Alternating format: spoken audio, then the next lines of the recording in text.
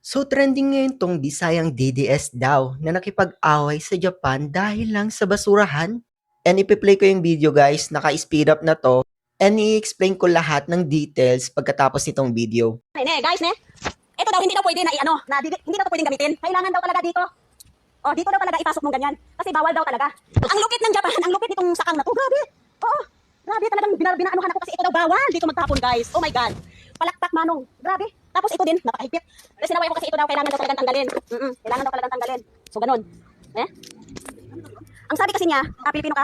Ang sabi kasi niya, nandito na, bumaba siya sa kuruma. Bawal daw dito magtapon, kailangan doon daw magagaling. Sabi ko, huwag ka mag-alala kasi aayusin ko. Ay, hindi. Aayusin ko. Kasi aayusin mo naman yan, be. Ano munday dyan? Dito lang talagang urusay. Hindi, so sorry ne. So lumay ka na. Kuno kahit tega. Ne. Pupunto niya. Akina shaksyon ne. Yun de, shaksyon ne. Yote. Ne, so dyan ako. So dyan ako te. So nga mamuro mo. Mamuro kido. Mamuro kuno ron shwa yada no. Kuno guray daki munday wa. Kuno guray daki munday wa. Cuma mati kita ne. Kuno ne. Kasi tayo. Guys, tingnan niyo ha explanation ng Pilipina ha. Ganito ha, marami tayong basura dito. Kono, nande ka ako inenu no. Koko amate no nara. Karas ga tocha kano. So yo imide watashi yoki tane sake. So senpai senai de watashi moko irero dakara. Watashi chanto men nanen gori ni hona no sondero no. Umay kamera. Dai da yo. Hindi parang kita mama. Hindi yun, mo kan kinai no. So ga mo chanto irero kara moko. Chanto wakatiro dakara donna. Wakaru kedo. Ang ibig niya sabihin dyan. Suno gomi ga karas to takoki mo. Dakara yoki tano chanto moko irero kara. Doko ga munday no. Kaya nga munday no kido. Doko ga munday no koro ne. Kasi nai da yo sore wa. Anki aru. Shansho kara ko chikara mita no donna watashi yakita no. Hindi janayo. Hindi janayo. Chikaw janayo. Doko ga mali. Hindi nga be. Isa akong kaigo. Alam ko kung paano proseso. Kaigo kung sa kaigo ka. Ala ayaw kong ne. Sugod ka na ayaw mo ko gaydan watashi sulti yakiro tayo. Diyan. Sa banda diyan. Kahit saan dyan. Ako nagsulti dyan. Nani na, watashi nani mo mong ko iwanay tayo. Watashi di ka na dito dyan tayo. Nani mo rin hajime, ano lang ako, sighting lang ako dito. Ako mas matagal sa'yo. Pero, alam ko, pero kung ano yung rules nyo, ginagawa ko, inaayos ko, be. Doko ka munday na no. No. Asanto, aso ko dati. Di mo watashi yung kita ne, chanto, kire, surus ka na. Doko ka munday na no. Unaji no.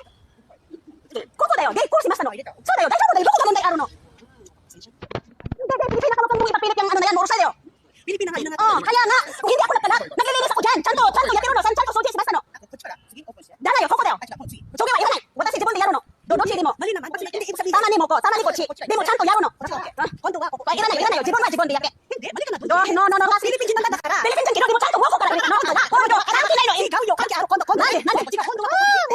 Iranay yo. Chanto watashi gomi yakiro. Chanto. De yo yaro kara. Moshi, umoy na kara di kinay mo ko. Watashi no kakadami na no. Anata wa genki dakara. Genki janai. Koy gane, misero agiro no, ano, city hall. Ikimasu dakara. Misero agiro no, kono video.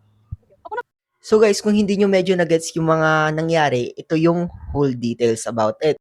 First nga, yung videos is my net. And yung net na yun is pang-protekta sa uwak.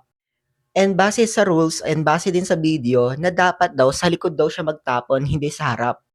And nag-explain siya actually guys kung bakit hindi niya yung ginawa. Dahil daw masakit daw yung balikat niya at hindi niya daw mabuhat yung basura pataas doon sa pader ng basurahan. Kaya binuksan niya yung harapan ng basurahan at tinaas niya yung net at doon niya pinasok yung basura. And yun yung gusto niyang iparating dito sa Pilipina kaso hindi siya kinakampihan. And gumawa pala ng video yung Pilipina na kinonfront siya. And 70 minutes yung video niya guys. Summarize ko lang kung ano yung pinagsasabi niya doon. Sabi niya naman daw, gets niya naman daw kung saan nanggagaling si ate. Kaso nga lang, dapat i-follow niya talaga yung rules.